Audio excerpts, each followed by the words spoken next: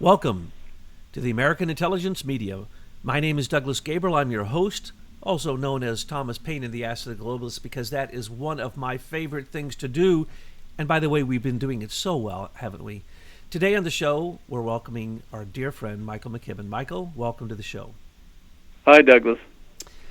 You've been down in the mines working really hard, and we've been off doing investigative journalism on the beat. We've been out there in the world making contacts. And something very exciting has arisen, and it's being put out right now by Betsy and her team. And so we're sending it to you, and we're going to get your response on this because we really don't know what to make of it. But we ran it by the conclave, and we think that it's valid enough to put out to the public. But the real interesting response will be, what do you think about this particular letter, which is written by an insider of Facebook about the original days of the founding of Facebook? So we're going to be getting your opinion on that later. But today, we're going to talk about what you've been in the mines doing, because you are like wrestling this tiger, and I keep saying, look, dude, you got the tiger. I mean, you got the tiger by the tail. Why do you keep wrestling this tiger? And then it came out just yesterday in conversations between us, once we got back from our investigative journalism out there in the real world, gathering amazing information. All conclave members basically went on kind of a summer retreat to go out and gather information. And one of our conclave members came back with something that was shocking. Matter of fact, this person was contacted. And you're going to be seeing this in the next week in what we're going to be releasing and in who we're going to be interviewing. But I'm not going to spoil that show. So you have been hanging on to the tiger's tail of 1946. And you used to make fun of people who were stuck in the past. But you are stuck in the past. The founding of Five Eyes. You will not come out of the mines. You will not talk to me about current affairs until you had found that one of the original evil people back there in the days with Wild Bill Donovan and Sir William Stevenson, who we call Intrepid or 007, the British agent that was his controller, and the other people who founded this actually led to the very person who sought you out, surveilled you, targeted you, and then used you to basically steal your IP, your patents, your inventions. And this person you literally believed was valid because they were holding one of the highest offices in that area in the country. How could you have suspected that your board member would then invite on the evilest patent thief in the world to your board? I don't know if he ever made it onto the board, but as your advisor and legal counsel. So you have literally invited one of these evil people that you have been wrestling with now for, I don't know, the longest I've seen you wrestle with anything, 3-4 weeks, and all these investigators you have working with you, just pulling out so much from the mines. But then you pulled out the one name. And when you pulled this out, it blew my mind, because I'd been staring at it the whole time and never once asked the question. Brigadier General. Is his name James Freeze? His last position was Major General James E. Freeze. Mm-hmm. He was a brigadier general before that. He was a brigadier general when he ran the U.S. Army Security Agency in the mid-'70s. So I thought with Professor James, is it P. Chandler? I hate to call him his whole name because that might give him some respect, and I don't want to give him any respect. Professor James P. Chandler III was introduced to us by General James Freeze. So two of the evilest people in the modern world. The only one I would say might be more evil is the one that you've just interviewed, a person who was in meetings with Andrew Marshall. And now you know that all your stuff was really stolen by Andrew Marshall and the Highlands Forum and DARPA and In-Q-Tel and IBM Eclipse Foundation through Major General James Freeze and Professor James Chandler, two of the evilest people in modern history. But for some reason, I kept looking at it, and it never struck me until you were saying, well, he's one of the people who started Echelon. And I'm saying, Echelon? No. Not one of the people. He signed off on it. He was the general who signed off on the creation of Echelon. And before that, it was called Shamrock. That's what I was involved in. Total spying on everybody, especially people we assumed or thought might be our enemies, and then lying about it. That's what the NSA does. And so you basically found not only the genesis of this, but you found that one of these evil people was on your board, and that if you think back, somehow it seemed like coincidence that you ran into this person, but probably not. And Five Eyes allows the British United Kingdom to have raw access to all NSA data, which means during the time that the Crown Gate was happening, when the British were attacking us and attacking Trump, both Trump candidate, Trump elect, and Trump president, when they were attacking us, they were using the Five Eyes Agreement to attack a sitting president, and the president wasn't informed because Five Eyes allows that to happen. So can you tell us more Right. about Five Eyes, General Freeze, and what your recent research has revealed? Yeah, when we had our magic aha moment back in 1999, where we discovered why the existing platforms, and keep in mind, I had just come off a project where I had rebuilt AT&T's email system. Now, looking back on how I got that contract is another whole subject. But anyway, I got it, had a good perspective on what was happening in the world in communications through AT&T. And when we had the aha moment in 1999, I went looking for an attorney to help us protect our intellectual property. Well, through a series of introductions prior to that, I had met Major General James Freeze, who was retired, but was the chairman of Pinkerton Security. And so he was still in the game, and met him in Washington. And after meeting him, it seemed like, as an entrepreneur, you want people who are connected to be on your board. It seemed like a good thing to do, since he advertised and was the former head of the U.S. Army Security Agency, and he was the former number 3 at the NSA, that this would be a good person to trust and to bring on our board, which is what I invited him to do, and he agreed. And then he called me several months later and said, I need to introduce you to somebody. Will you come to Washington so I can introduce you to him? And I did, with our attorney at the time. And that's when we met Professor James P. Chandler, who Freeze had told us had done some consulting for him earlier during his U.S. Army Security Agency days. That was how we were introduced to Chandler. What we now can see is that these men were not just casual acquaintances, that they were two peas in a pod. And we had Freeze's written resume, and that's all we had. We tried to do more background checks on him, and there just wasn't any information out there about his U.S. Army security days. Well, now we have to wind forward to the last few months. At the end of 2018, the Army released some FOIA data that had been requested in 2010 and was finally released last fall. We just caught wind of it in the last few weeks. Some researchers found these documents.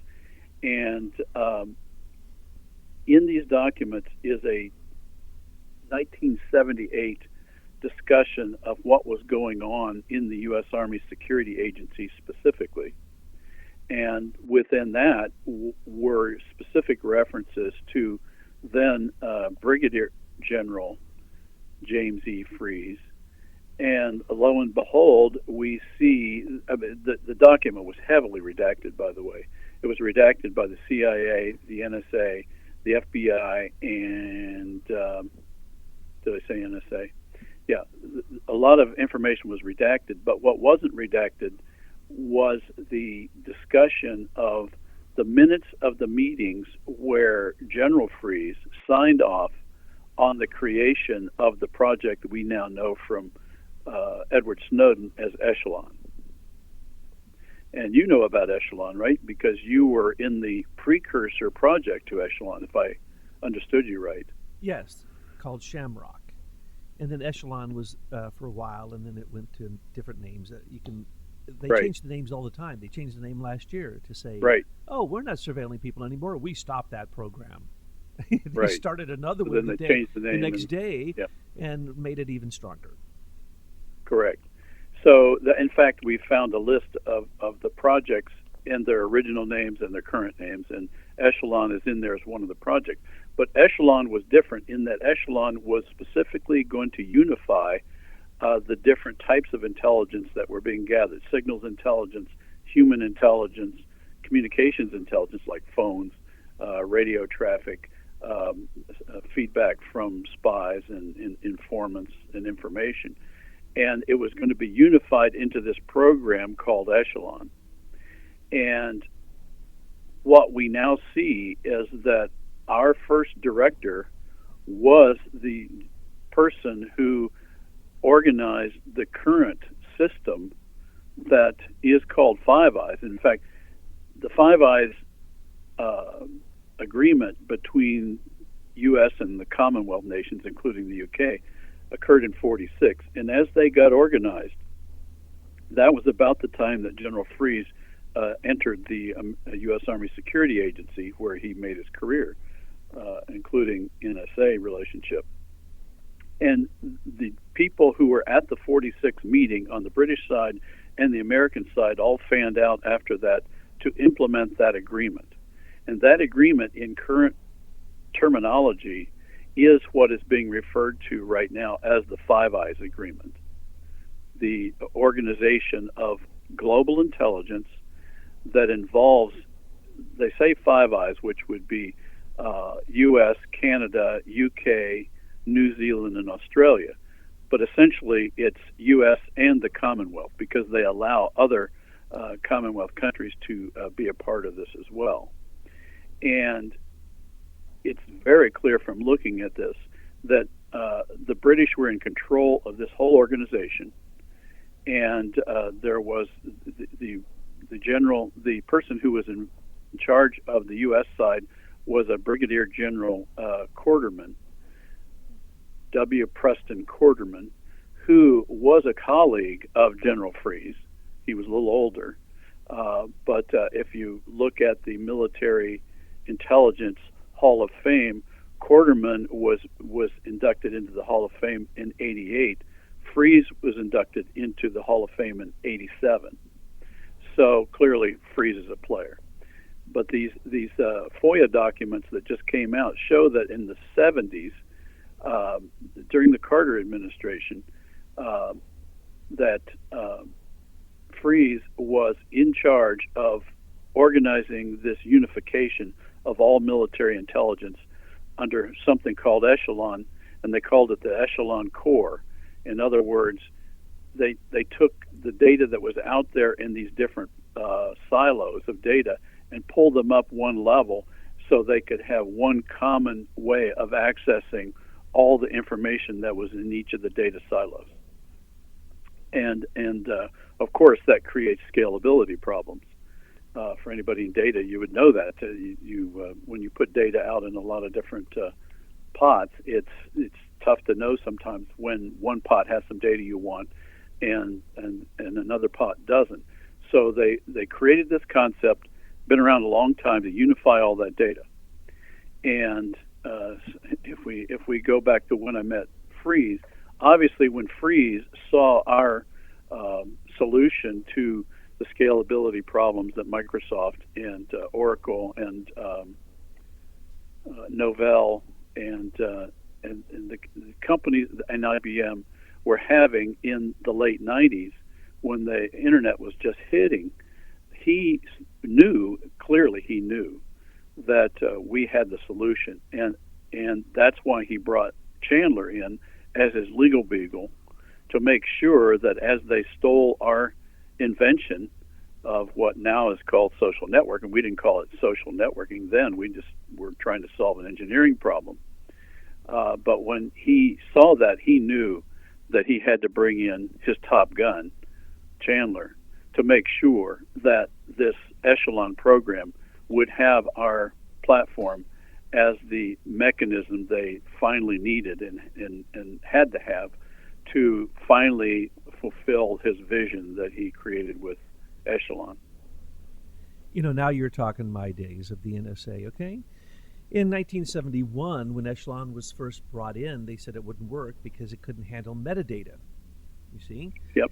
And that's what you brought the ability for. And if you go back and look at Hayden, who was the head of the NSA, he's the one who brought the SES in, the Senior Executive Service. But I want to add, since you just mentioned SES, when Freeze signed off on Echelon was exactly the same time that Jimmy Carter signed off on the formation of the SES. And third thing is exactly the same time that Sir Geoffrey Patty formed Serco in the mid to late 70s. That moment, it was 1978-79 when Carter started through 78. Phil McDonald's sister, I can't remember her name, Christine Marcy. They founded the SES, but before that it was called the SIS. It was, instead of the Senior Executive Service, it was the Senior Intelligence Service. And it was founded specifically to pay a high amount of salaries above the civil service salaries to people who came in to do this kind of tech work. Now, you mentioned a few things that just got me all upset because you know how I am, especially. So you mentioned Pinkerton. When you say Pinkerton, you say corporate intelligence that will kill anybody that you want killed. That's what you say. And so when you say General Freeze basically is Pinkerton, I looked him up. He's the chairman of Pinkerton right now. He is Pinkerton. He is. He is corporate intelligence. Pinkerton Security Services, government services. They provide security to the U.S. military bases. Precisely. I don't know why we need to hire private companies to do military work, but never mind. Are you kidding? Because when they walk off the job, then our people get killed. That's what happened in Benghazi. The corporate intelligence is just a way to control the military because they all have top secret security clearances. So you can guarantee that James Freeze has a top secret security clearance at this moment working for Pinkerton, who is basically working against America. Always has been. You see, these are independent corporate intelligence that work for who? Corporations that stand alone, that cannot be held responsible. They can kill people and no one goes to jail. And then when you talk about the Five Eyes, the moment that they created it, you didn't say Five Eyes, you said the 54 Commonwealth nations of Britain, any of them, and almost all of them have offshore accounts, can watch to see if the CIA or the NSA is coming after them in their offshore accounts and move the money before they get there. Isn't that convenient? 54 nations have raw NSA data, and that's what the British Crown agents used during Crown Gate, during British Gate, during the attack on a candidate and then President-elect and then President Trump, attempting to unseat our president. The Five Eyes, the United Kingdom and its 54 Commonwealth nations, they think we're the 55th, by the way, attacked us. And they used NSA data. And we know this because Obama allowed that data to go to everyone, and specifically to Five Eyes, with an executive order. To make Douglas, sure... who's that Fox News commenter who keeps saying that the British were just trying to help the U.S. and they probably didn't even know why they were being asked the U.S. in the Trump hoax? What's her name? Sarah Carter. That's Sarah it. Carter and John Sarah Sullivan. Carter is big on trying to corral that idea that Five Eyes didn't know what was going on and they were sort of like Forrest Gump and they just sort of were in the wrong place at the wrong time. That's right. right. I mean, it's so ridiculous. The British are so innocent. And we know that because we now have two Brits who come forward who swear that they delivered a letter to Michael Flynn, right, or Michael Flynn's office, they can't remember which, that said that the Christopher Steele dossier was unverified, salacious, and should not be believed. And so therefore they gave warning to the Trump camp, so therefore please don't come after the Brits. Stupid. Right. The Brits... No, they would have known all this was going on immediately. The Brits are part of every bit of this. Every bit of subversion, every bit of black ops, every bit of intelligence that comes that leads to a war or some kind of conflict, like the White Helmets in Syria, like weapons of mass destruction, was British intelligence. Yellow cake uranium, does it ring a bell to anybody? This is all British intelligence. So I'm going to give a little overview here. In 1971, before I went, that was before I went into the NSA, they started working on Echelon, but they couldn't figure out the metadata thing. And so Shamrock, which was, oh, isn't it nice? Shamrock, it's a nice name. And before that, it had a variety of other names. Then it became Stellar Wind, then it became Prism, then it became... Can I interrupt you there? Mm-hmm. The first name it had was Ultra. Oh, that's right.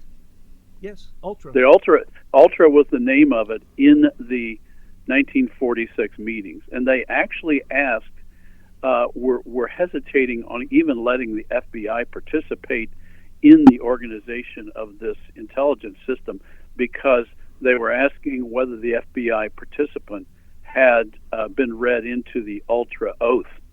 And to this day, I have not seen a copy of this oath, but it's in their minutes. You won't, because it's Ultra. And when they gave us these things, the people having you sign these documents always had a weapon, a loaded weapon on their side. But anyway, you once showed me, you posted a document recently, and at the top it said Top Secret Umbra. I told you that was the top secret word when I was in. And then they changed it. They changed it every little while, and so it's not top secret anymore. So you were working with the first top secret word, Ultra. And anybody who had that was more powerful than the Queen, the Privy Council, any member of Parliament is dirt compared to these people. And the President, the Vice President, the CIA head. No. If you're in this group, I knew things that the President didn't know. Here's the bottom line of that 46 meeting.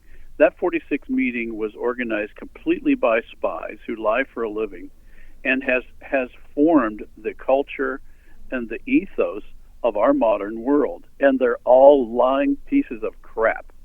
Yes, they are. I'm just so sick of talking about this in just sort of matter-of-fact terms. This is in a completely immoral system that has governed our culture our whole lives. This is ridiculous. We have got to stop this. These guys agreed among themselves that they would not even tell third parties about it, including their governments. Correct. And they wouldn't give them the high-tech tools that they owned, that they kept as corporate secrets and passed on through their corporate dynasties. And they had their whole stay-behind network from World War II that they just retooled and teamed up with the banks and any politicians that they let into this game, mainly Privy Council people, to benefit from this. So our entire stock market was organized on this. The global stock market was organized on this. You're finding they used all this intelligence. They played games with news to drive markets up and down so that they could invest early, sell out, repeat that cycle our entire life. The entire culture of the world right now is formed on a foundation of total immorality. That's what we're learning here. Yes. And there's a lot of people willing to do that and participate in it. Yeah, and it's not that's the other thing. It's not a lot of people at the top. It's only a few people at the top. And so what you've discovered are veins of gold. You've discovered diamonds and veins of the most precious metals, and it's just amazing. And it what it does is it shows that it's an endless bag of jewels that you just reach in and you pull out and you go, oh, hey, look at this. And then you follow General James Freeze right back to the source, which is high-tech patent theft. This is the biggest game there is. It's $1 trillion, sometimes per invention game. And here he knew Rockefeller was in on this because they issued that order to steal over 50,000 of the Axis patents, as they say in their own documents, some of the most valuable intellectual property and science in the world at that time. They completely stripped the entire Axis world of everything of value, gold, intellectual property, and then once they had milked that and they brought over all those German scientists to make money on all these patents, they then did it again, and then they formed with Patty and Chandler these fake intellectual property associations like the U.S. Patent Office and the British Institute of Intellectual Property to continue to fool people into giving their ideas to third parties who were going to evaluate them to give them patents when in fact all they were doing was like looking in the toy box for the next war toys that they wanted to use to continue this system. And this system is now clear. Oh, We have to stop this. the high-tech theft of patents is bigger because it's war, right? The weapons of war are nothing more than high-tech patents. And when we want to talk about the government, I'm mentioning these programs to you. These are sophisticated programs that cost, sorry to have to tell you, taxpayers, billions, if not trillions of dollars to create so they could spy on you under the excuse of the U.S. Freedom Act, it's called now, or the U.S. Patriot Act, which makes you an enemy, makes you what's called a war actor. You are a possible terrorist until proven otherwise. And so they. Well, can I stop you there? Mm-hmm. The one thing that's now, you've said that many times, and I got it, but the penny dropped for me when I finally realized why they did that. They did that because it was illegal in the Constitution under the Second Amendment to the Fourth, which is the Fourth Amendment about search and seizure. Is it the second or fourth? Must be. I think it must be the fourth, because you're Okay. right that was also totally thrown out. You no longer had any. Let's not just the second and the fourth. And second is also because of the Small Arms Treaty through the United Nations is the Second Amendment. Oh The no, point it was the First Amendment, the Fourth Amendment, the Fifth Amendment. I mean, they were running roughshod over all of our amendments.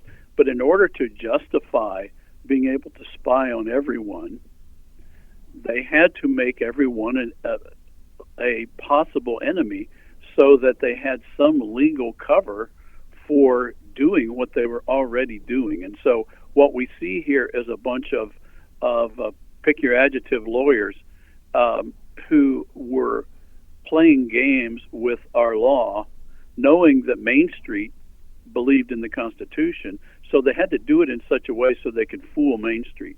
And if I could stay on that point for a minute, one of the things that I've seen is, I call it the art of the exception.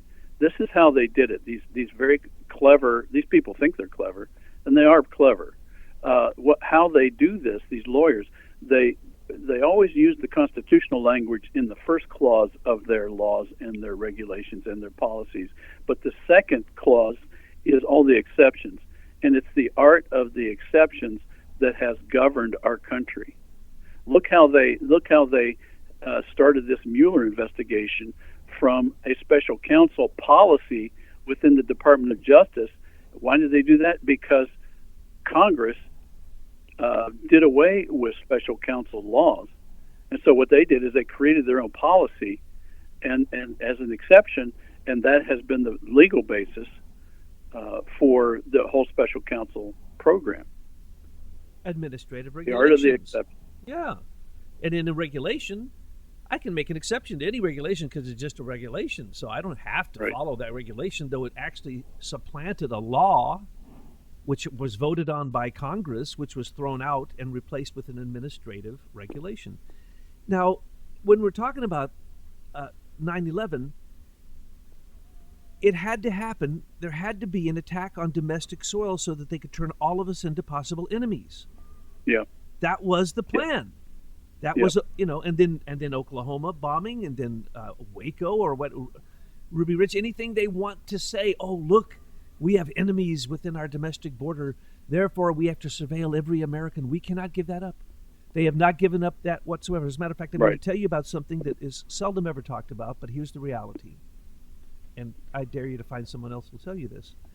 That after PRISM, there were about 16 other programs, but then they pulled them all together. And by the way, this is costing you billions, costing Americans billions. They created a thing called Total Information Awareness. Now, what is that? That was basically the Richard C. Walker Internet of Things patent that we call the Internet of Things patent, which is really the remote access control of all moving things. And Aggressive. Add aggressive in there. I'm sorry, I forgot what it was. It's an aggressive remote control. That's what it is. And it has to have a center, and then it has to have its hubs, but all the hubs have to be controlled by what we now know as the crypto keys, which are owned by individuals. Hillary Clinton, #1 owner. So that was Total Information Awareness. That hasn't gone away, folks. And what did they create out of that? LifeLog. And total information awareness has now been expanded to accept the leader technologies IP of social networking, so that it went big. It went to metadata. And this was the battle between General Hayden and General Freeze. General Hayden wanted to go with corporate intelligence, and General Freeze at that time wanted to go with military intelligence and said, no, we want to analyze metadata, as William Binney is telling us to do, because he's figured out a way that all of this information gathered by total information awareness, which was everything. I was part of that. It collected everything and controlled everything. Nothing could be broadcast without total information awareness giving an approval.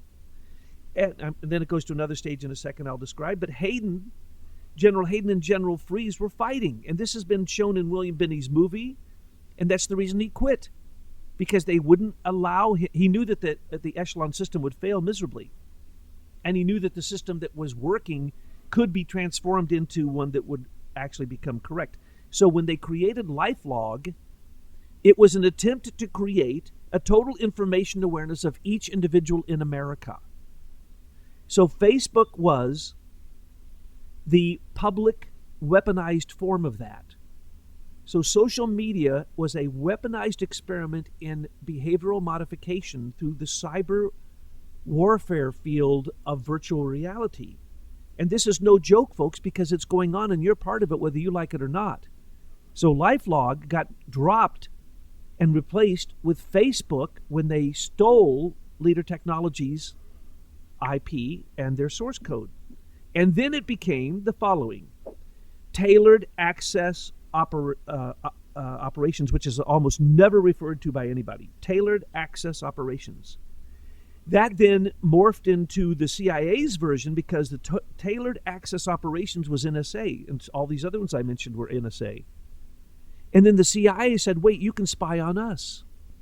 And that is going to go to the next topic, which is the gold that Wild Bill Donovan found.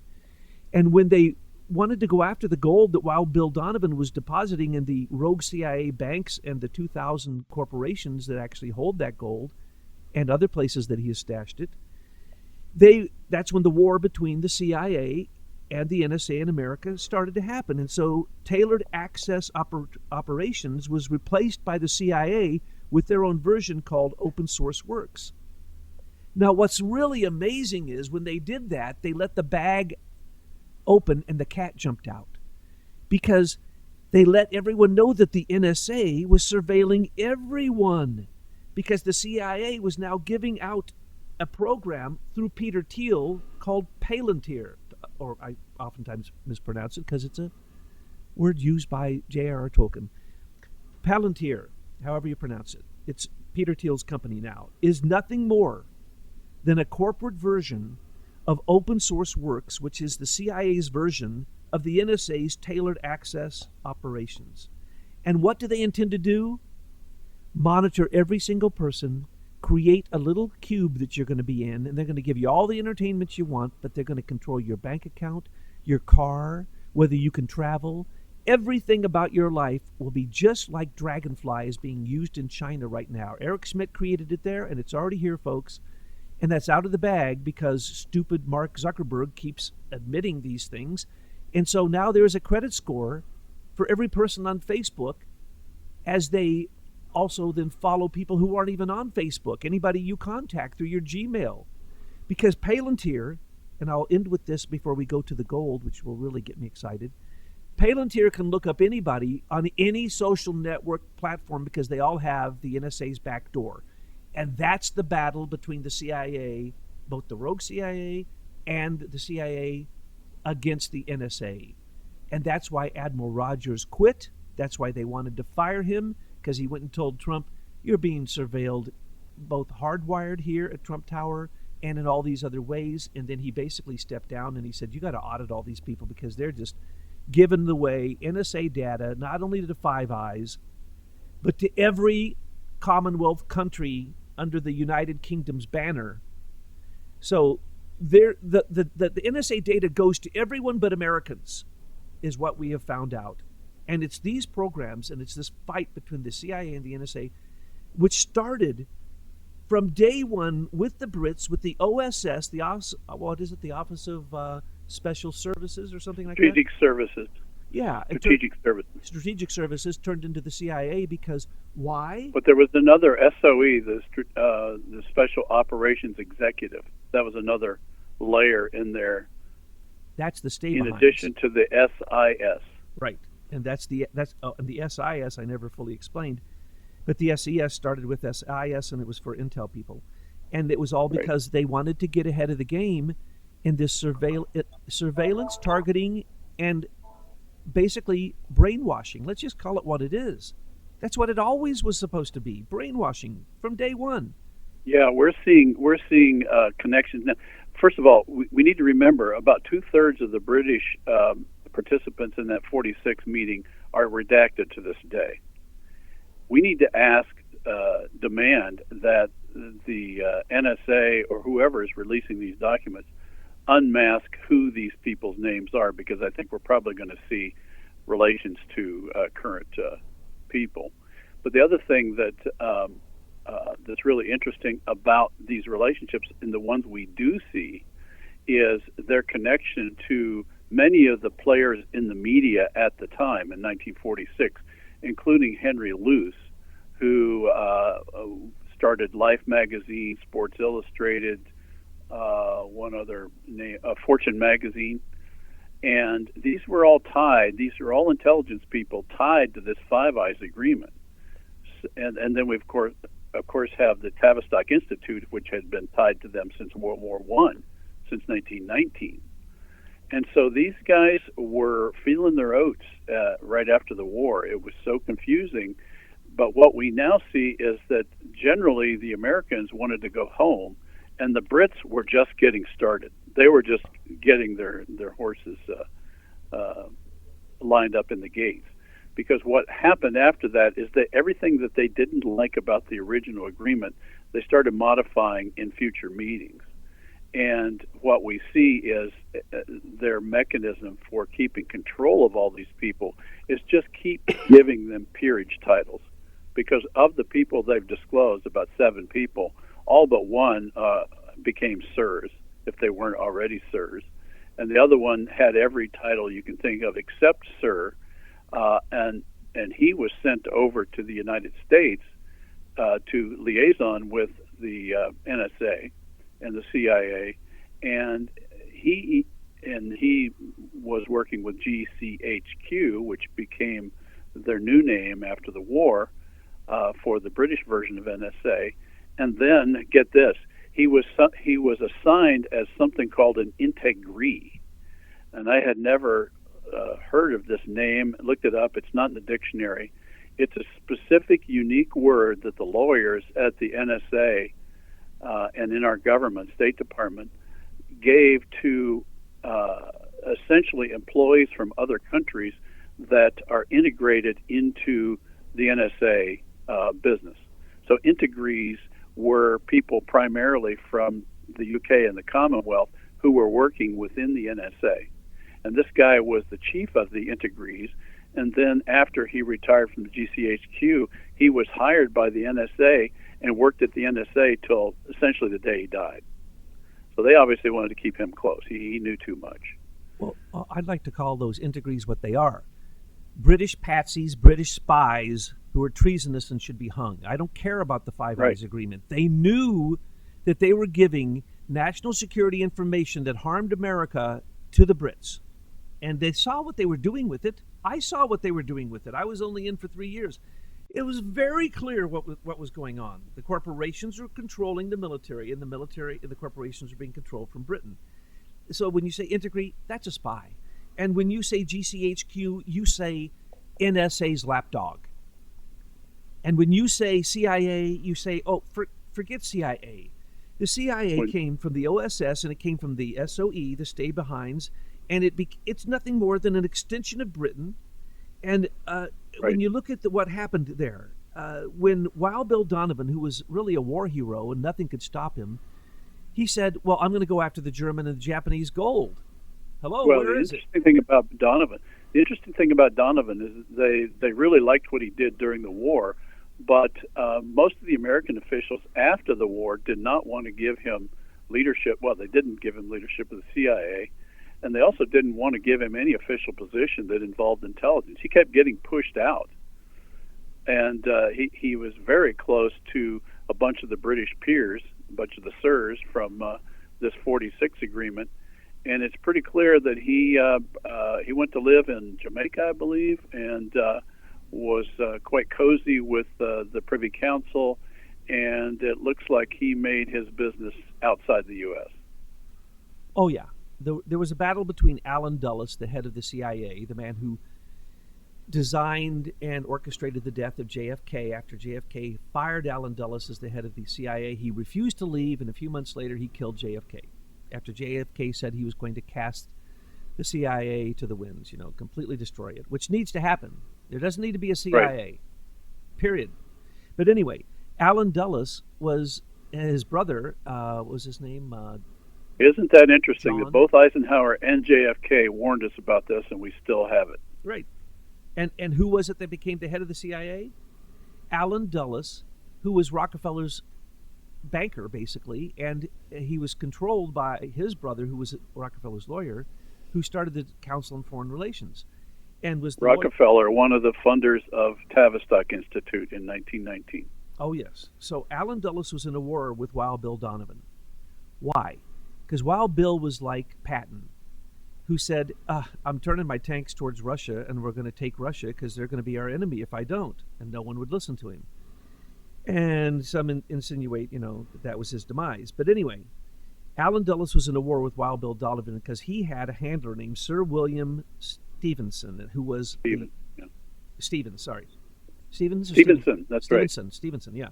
Who was 007, the literal 007, who was a spy who basically was the handler and the controller of the CIA, which in its early days, the OSS with Wild Bill Donovan. His code name was Intrepid. His name was Intrepid, and he was the real 007. And he, of course, was a sir. And going back to that, anyone who's a sir has taken a vow to the Queen that they will never speak of the Queen's business, and we've seen the vow they take, and the Privy Council's business. So the Queen and her Privy Council, it says. So any member, any sir, or anyone who takes that vow, or any member of the Privy Council says they cannot, and they're completely immune. They cannot say a word bad about the Queen. They can't say anything about the Queen's business. So that's how all of this is kept secret. But anyway, Sir William Stevenson was the handler of Wild Bill Donovan. And Wild Bill Donovan said after the war, hey, where's all that German gold? Where's all General Yamashita's gold? The Germans stole all the gold of Europe and everywhere they went. And the Yamashita gold, General Yamashita stole the Chinese gold that had been literally the gold reserves of China since, the beginning of time. Yeah, where'd it go? So Bill found out where it went. He went to the Philippines and he found one cache after the next in caves dug in the ground. They actually killed the people who put it there, so nobody knew where it was. So he developed a whole secret organization where they used the tiger language of Sri Lanka, and they mixed it with U.S. Army code, and they had these people out looking for the gold. And as he found the gold, he would give it to who he thought were the people he should give it to. The Bank for International Settlement got a big chunk of it. But then other banks started getting it, and these became what we now know as the CIA banks and the 2,000 corporations that got parts of that gold. A lot of the gold is still in Zurich in numbered accounts.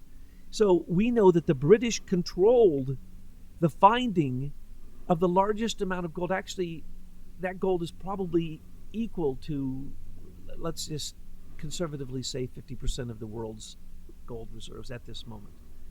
So therefore, they actually control all world economy through the movement of gold as assets for dummy companies.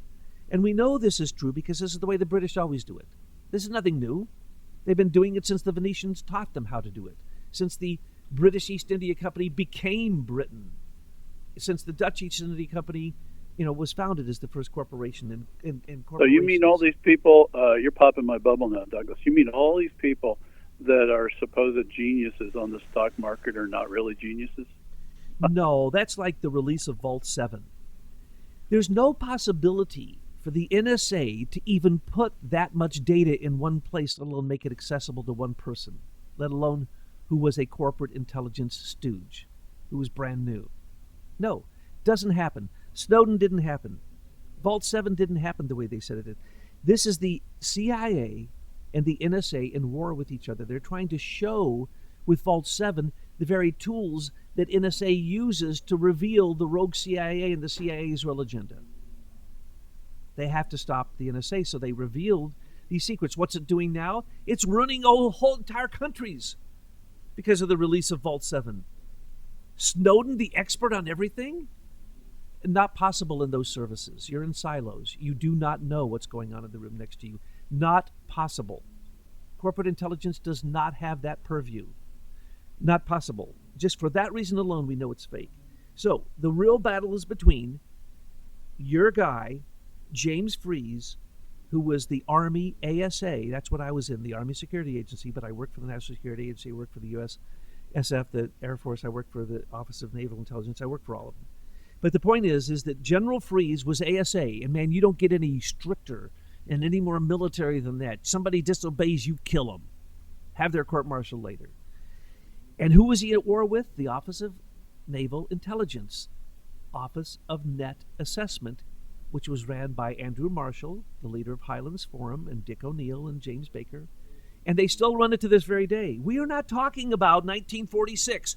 We're talking about Five Eyes to this very moment conducted a coup against our president under the auspices of national security, using these tools and using these rules that they made up in 1946. And I doubt that there's anyone in Washington, D.C., except the evil people who have the top secret security clearances that even know what we're talking about, or certainly they would not admit it. Well, they've released their documents, some of their documents, and some people are reading them now. It's taken that long for this to come out. There's a whole bunch of people that are reading it now. Well, I see articles coming out now. And the articles basically summarize what you've been saying now for a month or 2 months, however long it's been, about the Five Eyes Agreement and how that just has to stop. We can't trust the Brits. Please. Well, it's more basic than that, Douglas. Five Eyes, these are all countries. They're supposed to be sovereign. We're supposed to be a sovereign country, a republic, run by a constitution. And how is it that anyone can justify a information sharing agreement of our most valuable assets, our ideas flowing in this electronic world? How can we justify giving those freely away to other countries? And John Adams made the point, if we do not respect personal property, we cannot have a constitution. So the ideas in your head are yours. They're your property. That's your creativity. That's what the gift God gave you to conceive of ideas. That's a reflection of the image of God in each one of us. And that's your property, nobody else's, between you and God. And what these guys are doing is they have grabbed a bucket and they have basically attached it to everybody's brains, and they said, as soon as you come up with the idea, it's ours. That's what they're doing. And they're not only taking it for a single country, they're giving it to, as you say, 40 or 50 countries at once. And what in effect is happening is they're giving it to their favorite corporations, and we now have a fascist, corporatist, global system. They created a stock market around it. It's all evil. It's all immoral. So now that we know it, we can start fixing it. Yes. That's the bottom line from this engineer. And it's very simple. Very simple. Very, very, very, very, very, very, very simple. No more globalist, no bid contracts. That collapses globalism instantaneously. That's why they're fearing Trump, because he does things like tariffs that make the car companies have to admit that they're liars, cheaters, thieves, and hate America. That's all that's finding. That's all we're finding out with the southern border. Yeah, they hate America because America is for preserving private property and privacy. And one thing I want to on paper we are anyway. Yeah. It doesn't appear that many of our officials have yet gotten the message, but that is what the message of the Constitution is in the Bill of Rights. We might as well replace the word Constitution with corporation. Because Right. just as you said, the corporatists are in charge, and they are globalists, and they're the status quo. They're the bureaucracy. They always do it the same old way. And it just makes me want to scream. Just the other day, I was watching lawyer after lawyer as I came back and I was trying to catch up on the news say the same thing that I've been saying for so long. When the heck will people acknowledge that the entire military, the CIA, the FBI, the State Department, the Justice Department, the Office of National Intelligence, the Office of Counterterrorism, and all the rest of them are federal agencies underneath one person, the president? And he controls them. How dare they say that the DOJ is separate from the executive? How dare they say the CIA can have a black ops operation controlled by Britain using all of Well, our enemies? if they can get lemming citizens to believe that, then they've achieved their objective. They have destroyed the Constitution if we choose to believe that. And who's I destroying don't it? choose to believe that. The people in Congress who are receiving money from corporations. Right. Folks, it's real simple. We need to restructure D.C., the District of Crime. We need to give it back to Columbia, the spirit of freedom that is supposed to be ruling there, that not a single person in Congress even knows who Columbia is, let alone that they serve her. Selflessly is what they're supposed to be doing. No, they have no idea who they're serving. The president is in charge of all those people. He can fire them all. He can't stop agencies, but he can fire every person in it if he wanted to, technically. The agency could continue as a hollow, and he should with the CIA, and he should go after the gold of the rogue CIA, and he should name Britain as a terrorist country, right up there with Iran, because remember, Huawei is now literally our enemy. Well, guess what? That's British. Where are our enemies? Hong Kong, Singapore, Shanghai, British. The city of London, where are our enemies?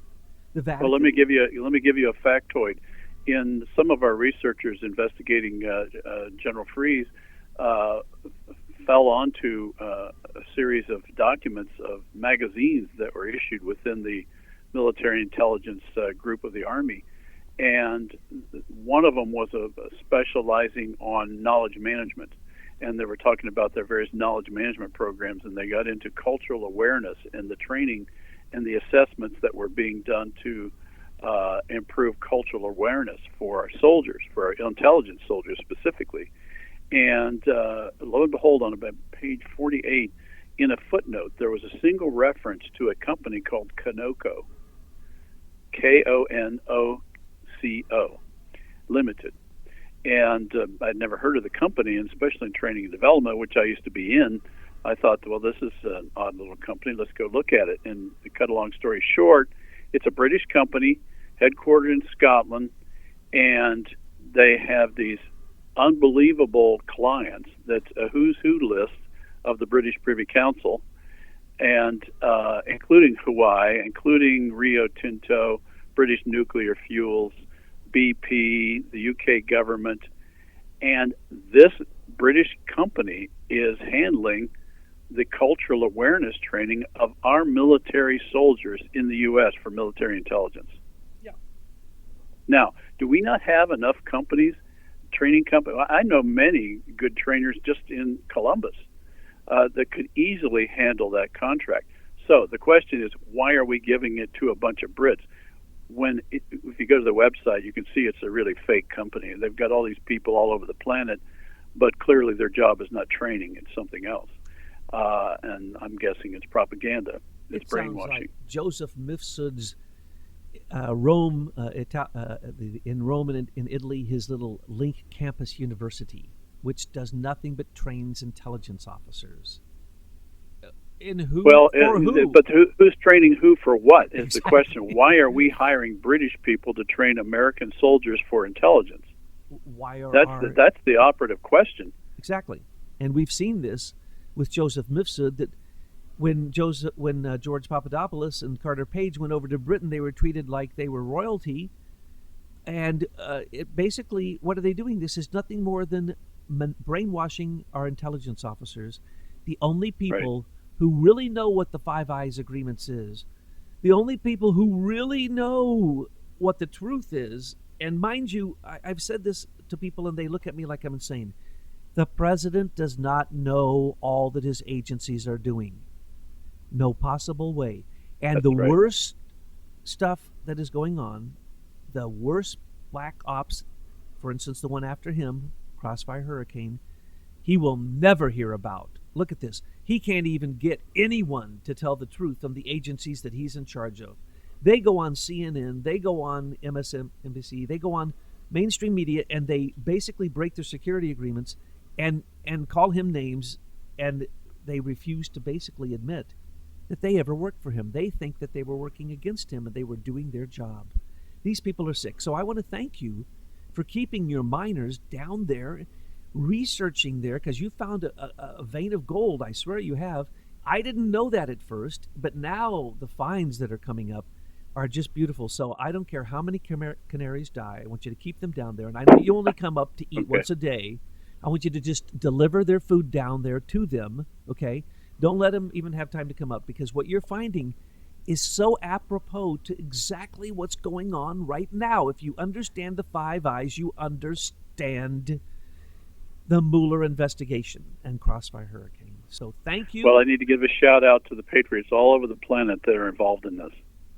You got so many, and so and we're finding that out. As stuff just keeps pouring in all the time. So thank you, thank them. I know so many of them, just like the conclave and everyone over here, are kind of shy to talk, and it comes down to you and I. But I'm pretty good at gabbing, and you're pretty good with all those details. So thank you so much, and thanks for being on the show today. You're welcome. Great to talk to you.